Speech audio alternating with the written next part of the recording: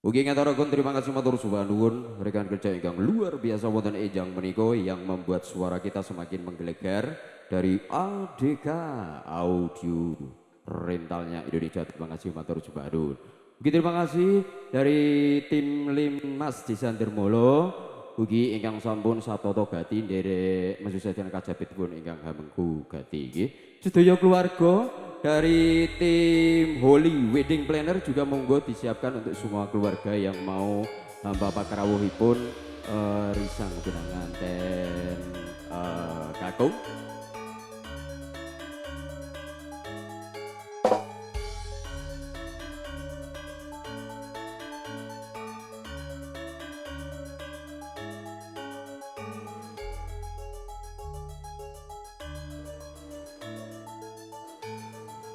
Para rawuh kakung Beo Putri ingkang tansah dahat kinurmatan. Ris calon risang pinanganten putra non jilih nak Mas Bagus Widya Tata Dwi ugi sapangombyung sampun samirawuh pramila saduyu keluarga ageng saking Bapak Suwardi dalah panjenenganipun Bunda Windy Aningsih Sabtoto Gati hamapak rawuhipun calon risang pinanganten putra ugi sak pangombyung. Dari Holy Wedding Planner saged hambar titisaken sedaya-sedayanipun. Juru foto, fotografer setiap project ugi Sabtoto Gati, terima kasih matur nuwun. Tidak lupa saking yang mengabadikan momen wonten ing enjang menika Gubilang Entertainment ugi saged Sabtoto Gati.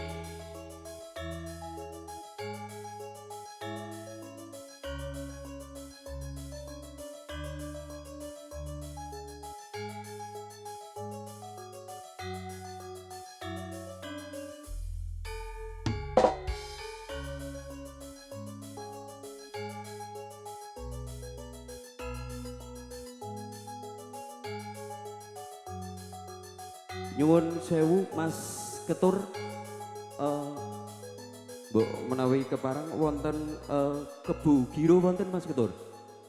Nggih Kebu Giro, nggih Kebu Giro kemawon. Wis nek reti nek kowe playere aku ora usah nggawa neko-neko Bas.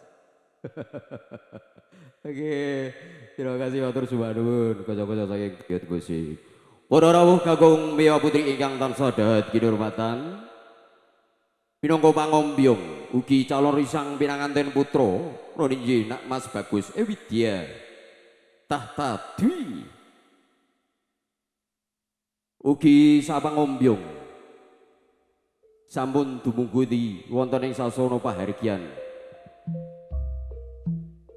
Roninji wonten dalemipun Bapak Suwardi dalah bandhanipun Bunda Windy Aningsih. Panjenenganipun Bapak Suwardi dalah panjenenganipun Bunda Windy Aningsih sampun saptoto gati bapak rawuhipun calon risang pinanganten putra. Kadoyo-doyo rasa bingah manahipun. Tiang sepuh sakeloron badhe hambapak. Nun inggih anak Mas Bagus Widya Tata Dwi.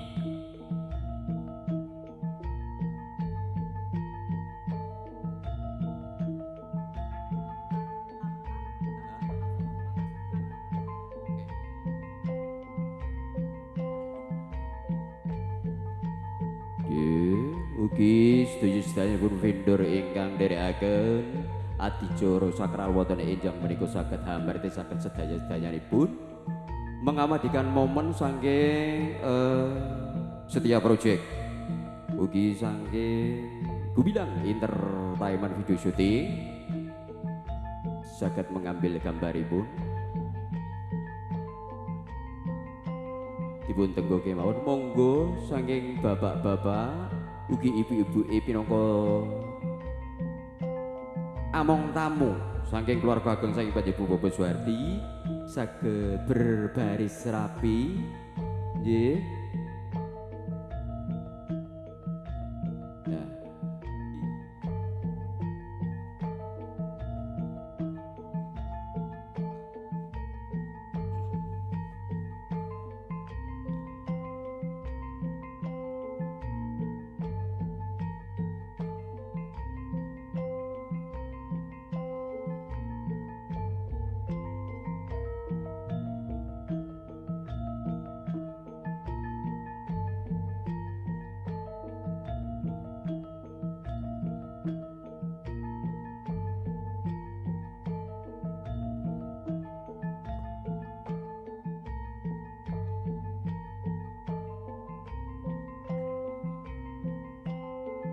Para rawuh kakung Bewa Putri ingkang tansah dahat kinurmatan ingkang sampun bilengga wonten ing kursi tamu. Sedaya-sedayanipun ingkang sampun lenggah wonten ing kursi tamu nyuwun pangapunten saestu. Mbok menawi samangke pangombyong ugi calon risang pinanganten badhe mlebet wonten ing regol menika. Ngapunten kula aturi jengkar sawetawis nggih. Nggih. Nek cara basa kasarane ngadeg sedhela nggih. Derek hamapak rawuhipun keluarga besan ugi calon risang pinanganten. Ngapunten saestu boten ngirangi subasita kawula dumateng panjenengan sami. Monggo mbok menawi samangke keluarga ageng dening besan ugi calon pinanganten putra rawuh mangke sedaya ingkang pilenggahan wonten kursi tamu saged jengkar sawetawis. Ngoten nggih, maringi panghormatan dumateng para rawuh khususipun warga ageng saking risang pinanganten kakung nggih nggih warga ageng saking panjenenganipun Bapak Ike Wahyu Idragara juga panjenenganipun Bunda Jasminah nggih ngapunten.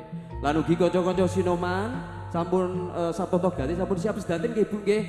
Nggih, siap oke. Matur sembah nuwun sedaya-sedayanipun. Maya Make Up juga terima kasih matur sembah nuwun Mbak Ari CS. Oke. Para rawuh kakung Bewa Putri ingkang tansah dahat kinurmatan. Lampahipun sigro pangombyong saking risang calon pinanganten putra nggih keluarga ageng saking panjenenganipun Bapak Ike Wahyu Indragara sekalian Bunda Ibu Jasminah sampun wonten ing pintu rigol. Pramila saking Ibu Windy saged ngunjukaken unjukan tirta wening.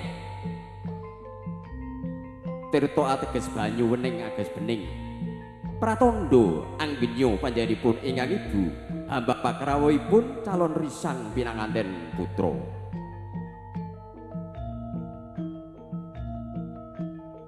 Wontenipun ingkang Rama saged hangalungaken melanti ingkang sampun dironce dipun kalungaken dening Nak Mas Bagus Ewidya Tahta Dwi. Minangka rasa bombonging manah panjenenganipun ingkang bapa kerawon ingkang putra nggih calon risang pinanganten nggih Nak Mas Bagus Ewidya Tahta Dwi. Calon risang pinanganten kakung kagandeng sekalian Rama dalah ibu nggih Nak Bapa Suwardi dalah panjenengan Windy Aringsih hamblampah lonan anuju wonten ing kursi abdu nikah yu akad nikah.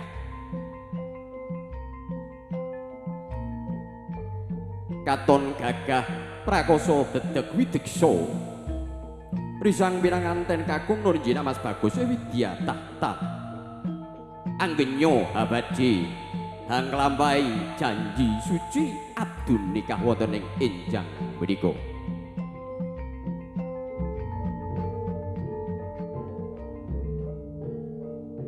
Sedaya pangombyong saking bapa ibu sederek ingkang nderekaken rawuhipun risang pinanganten putra monggo saged pados pilenggahan ingkang sekeca terkhususon saking keluarga VIP menika keluarga ageng saking panjenenganipun almarhum panjenenganipun Bapak Gatot Soekarjo saged pilenggahan wonten kursi tamu ingkang sampun saptata gati ingkang sampun dipun sediakaken nggih.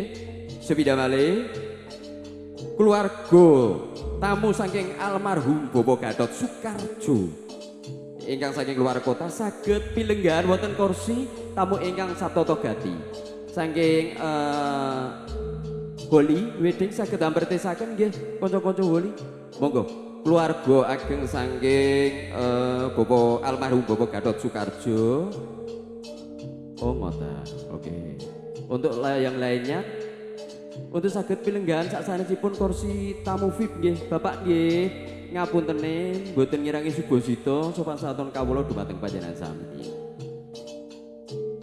Mas Ketur Sampun Mas.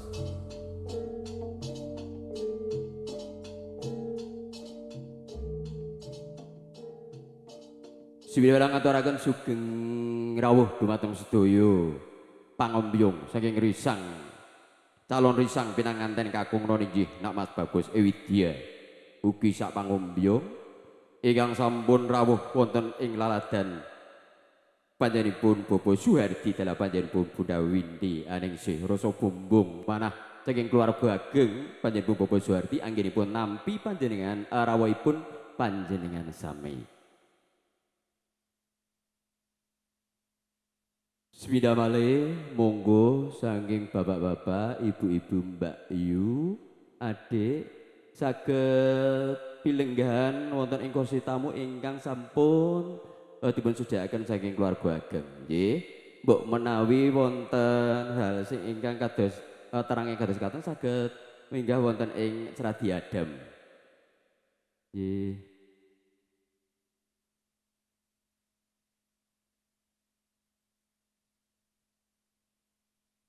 Sinambi hanenggo adicara salajengipun ninjo adicara abdun nikah sambi sinambi hanenggo juru nikah saking Kecamatan Kembang ugi Bapak Mudin monggo para rawuh jalar sasta istri sepuh wini sepuh minangka pangombyong saking keluarga ageng Bapak Ike Wahyu Indragara ugi panjenenganipun Bunda Jasmina jagat pilinggahan wonten kursi tamu ingkang sampun satata gati.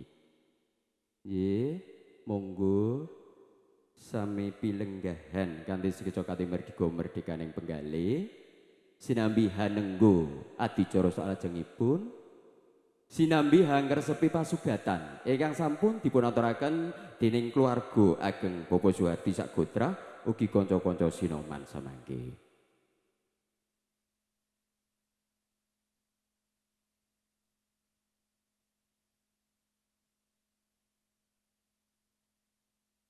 Swira malih kula aturaken gunging panuwun dumateng sedaya vendor wonten ing ingkang menika yandere ngguyuwaken sasana ugi misusaken kajatipun panjenenganipun Bapak Suhardi dalah panjenenganipun Bunda Winti Aningsih anggenipun dhaupaken ingkang putri kinasih panjenengan Mas Ayu Ulfia Febriana ingkang sampun kajatu krama sekala Mas Bagus Ewidya Tahta Dwi dipun isusaken anggenipun pilinggahan kanthi sedaya kati merdika merdekaning penggalih sinambi hangresepi pasugatan sinambi hanenggo adicara salajengipun nggih menika abdun nikah hangarantos rawuhipun juru nikah saking catatan nikah KUA Kecamatan Kembang ugi Bapak Mudin ugi kangge sedaya saksi-saksi ingkang badhe nderekaken adicara menika saged hambartitaken sedaya-sedayanipun.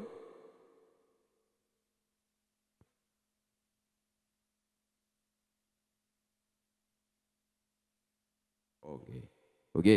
Menika saksi saking calon pengantin wanita panjenenganipun Bapak Andi Pramono. Bapak Andi Pramono saged hambartitaken wonten ing kursi akad nikah. Ugi saksi saking calon pengantin pria noniji panjenenganipun Bapak Bayan Marsono ugi saged hambartitaken wonten ing kursi akad nikah.